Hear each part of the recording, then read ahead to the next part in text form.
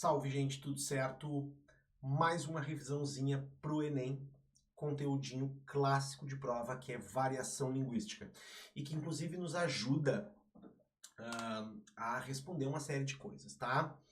Primeira coisa, qual é o conceito de variação linguística? O conceito de variação linguística, gente, é que a língua é um organismo vivo. Tu já deve ter ouvido essa expressão, né? Às vezes ela é meio batida, mas o fato é, ela é um organismo vivo e por ser um organismo vivo, ela se adapta a muita coisa, tá?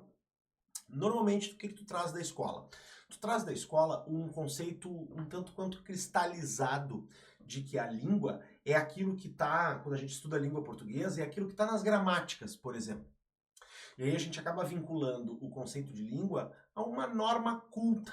Lembram da ideia de norma culta, né? Aquela mais prestigiada, aquela usada para escrita de textos acadêmicos, de textos científicos, né? Da perpetuação da cultura, tá?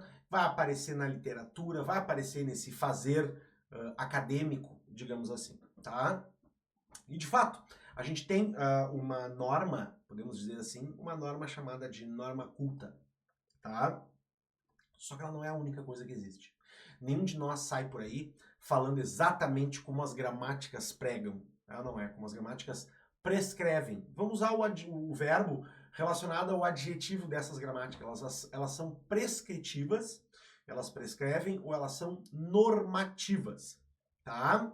Se tu der uma olhadinha ali no texto, na nossa aula de revisão sobre gêneros, tipos e gêneros textuais, tu vai ver que a gente fala sobre função, o texto injuntivo.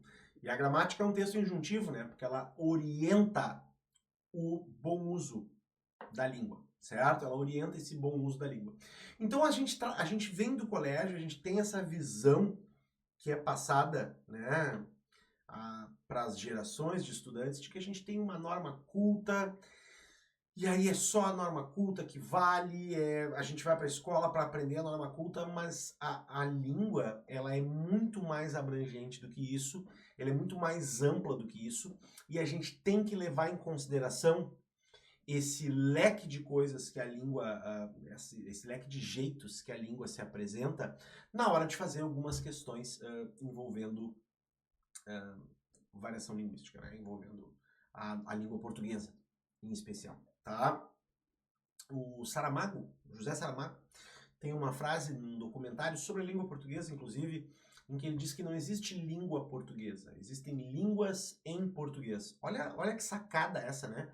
Existem línguas em português.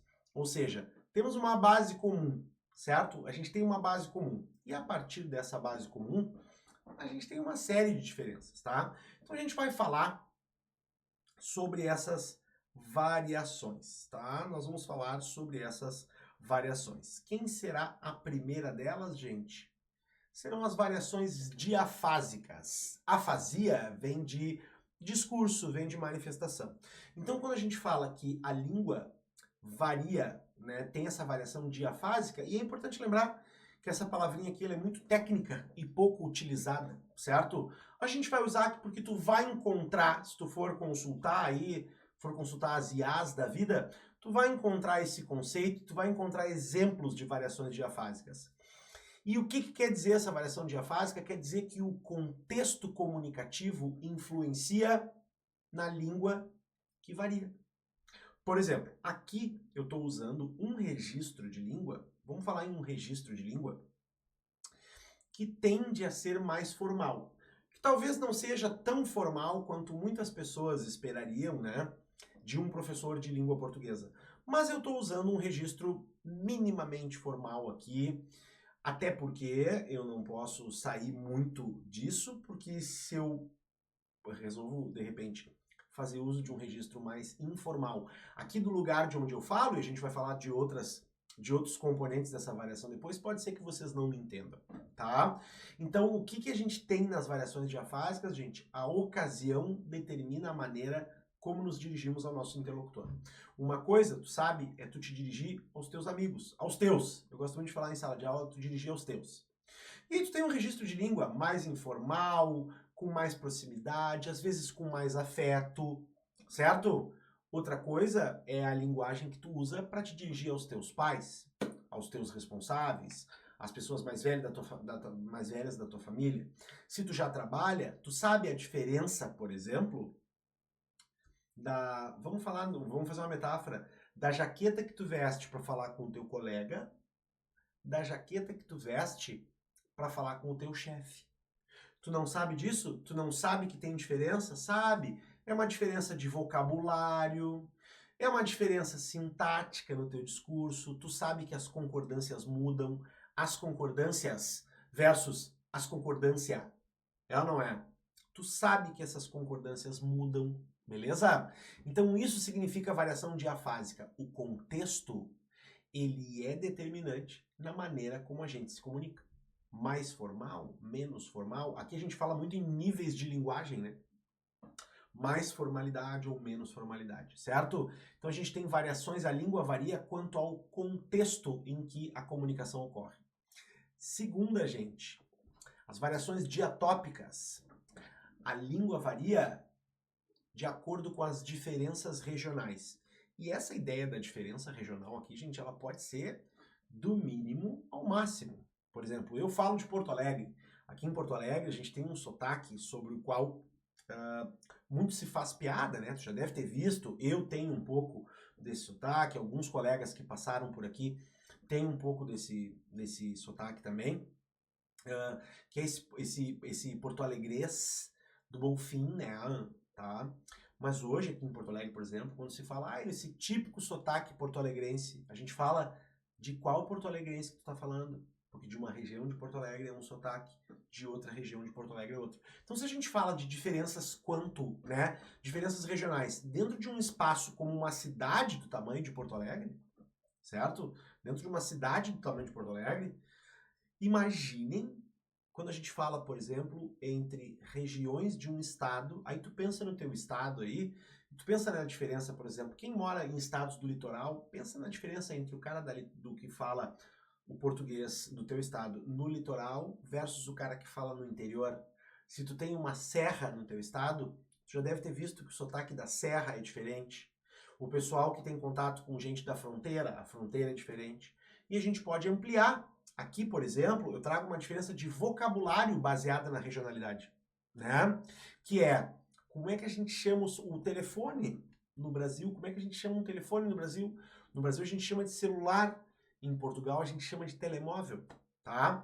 Aquelas diferenças a respeito da região clássicas do Brasil, bergamota, mexerica, tangerina, mimosa, aipim, mandioca, macaxeira, bolacha ou biscoito.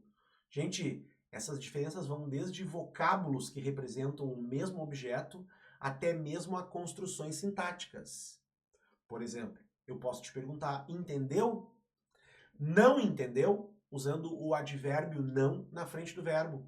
Quantos de vocês estão em lugares do Brasil em que essa pergunta negativa viria como entendeu não? E tá tudo bem. Existe um mais certo do que o outro? Não existe um mais certo do que o outro.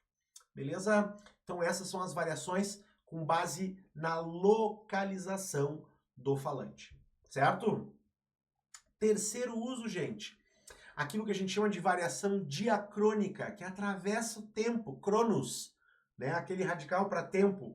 Ou seja, a gente tem diferenças de um português falado, por exemplo, agora a gente está em 2025, mas a gente vai ter diferenças entre um português falado na década de 30 no Brasil versus um português falado na década de 20 do século 21. Quem de vocês nunca viu, por exemplo, um filme, uma novela, que de repente foi gravada há 30, 40 anos? Quanta diferença de vocabulário a gente tem, certo? Quanta diferença de construção sintática. No caso da prova, além das diferenças de vocabulário, a gente pode enxergar como variação a respeito do desenvolvimento da língua na história, né? Numa linha cronológica, a gente pode enxergar, por exemplo, as regras ortográficas. Tá? As regras ortográficas. Vocês já devem ter visto, por exemplo, textos em que a palavra farmácia, por conta da manutenção do radical grego dela, era escrita com PH. Nunca viram? PH era um dígrafo que valia no português, certo? Então, hoje, numa dessas reformas, a gente eliminou esse dígrafo, deixou o F. Então, isso são variações diacrônicas. Certo? E por último, gente, as variações diastráticas. De acordo com quem? De acordo com os grupos sociais. E aí tem muita coisa que perpassa esse grupo social, né, gente? Educação, renda, né, faixa etária, grupos profissionais, tudo isso a gente tem como variação diastrática. A gente tem o jargão, a gente tem a gíria, é ou não é? Com base nos grupos sociais, certo? É sobre isso que a gente fala quando puxa a variação linguística para dentro da prova, certo? Nas diferenças de uma língua falada por muita gente. Lembram? São 8 países com o português como língua oficial, 400 milhões de falantes, certo? Uma das línguas mais faladas no mundo. Vocês acham que ela realmente vai estar focada somente numa norma? Não. E a prova sempre vai privilegiar o quê? O respeito a essa pluralidade, certo? A prova sempre vai respeitar, vai privilegiar o respeito a essa pluralidade. Olha que palavra difícil, né? Então a gente tem que cuidar porque qualquer atitude que de alguma maneira afaste essa variação linguística, a prova tem um termo para isso chamado de preconceito linguístico, certo? Chamado de preconceito linguístico. E aí a gente vai ver, por exemplo, nessa questão de quem é esta língua, tá? Vamos ver o enunciado. O texto de Agualusa tematiza o preconceito em relação ao português brasileiro. Acho importante se manter informado a respeito disso, né, gente? Os preconceitos a respeito de usos da língua.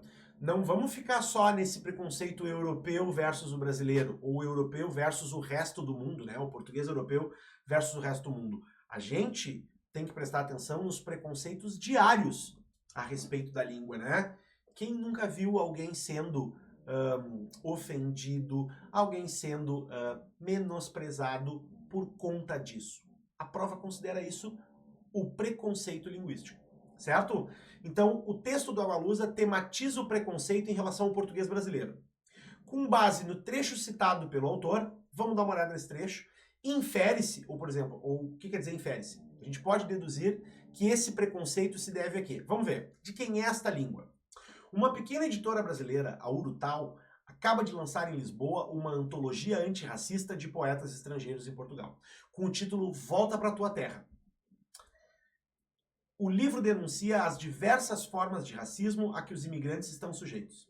Alguns dos poetas brasileiros antologiados queixam-se do desdém com que um grande número de portugueses acolhe o português brasileiro. É uma queixa frequente. Aqui em Portugal, eles dizem que nosso português é errado, que nós não falamos português. Isso é um verso, né, gente? Escreve a poetisa paulista Maria Júlia Pinheiro. Para concluir, se a sua linguagem, a lusitana, ainda conserva a palavra da opressão, ela não é a mais bonita do mundo. Ela é uma das mais violentas. Então a gente tem o que aqui? Um choque a partir das diferenças regionais, né? De novo, o que a prova privilegia? Que tu considere que tudo é válido. Nem o nosso, nem o deles está errado. Todas as manifestações aqui são válidas, gente. Por quê? Porque tem o seu histórico de formação. A gente tem o histórico de formação da língua portuguesa.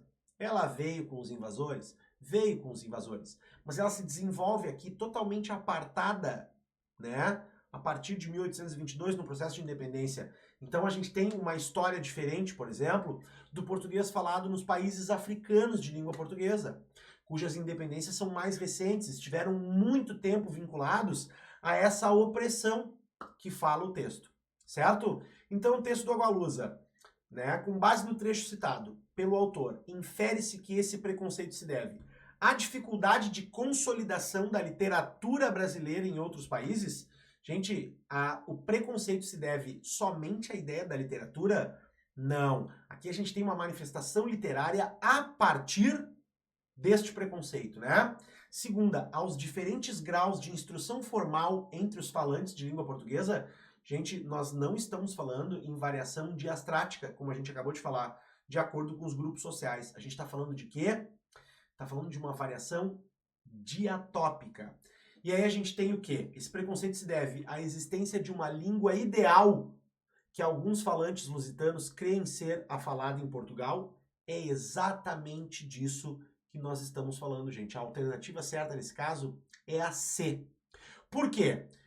Com base no trecho citado pelo autor, infere-se que esse preconceito se deve, por exemplo, na D, esse preconceito se deve ao intercâmbio cultural que ocorre entre os povos dos diferentes países de língua portuguesa. Gente, nós não estamos falando, né, desse intercâmbio todo. A gente está falando do quê? De um caso de preconceito, né? E outra, esse preconceito se deve o quê? À distância territorial entre os falantes de português que vivem em Portugal e no Brasil. Não, essa distância territorial já não é mais, né? Em épocas de internet, essa distância já não é mais o definidor. Então, o preconceito tem origem no quê, gente? No fato de que alguns portugueses realmente acreditam que a língua é deles. E esse ideal, assim como é o ideal, por exemplo, no início da minha fala, assim como seria o ideal daquela gramática normativa, esse ideal não enxerga a diferença. Por isso, a nossa alternativa é a C, e a gente tem que sempre olhar para a variação linguística com esse filtro, certo? Não existe nada melhor, não existe nada pior. Todas as manifestações da língua trabalham com a diferença. Tá certo? Tchau, tchau.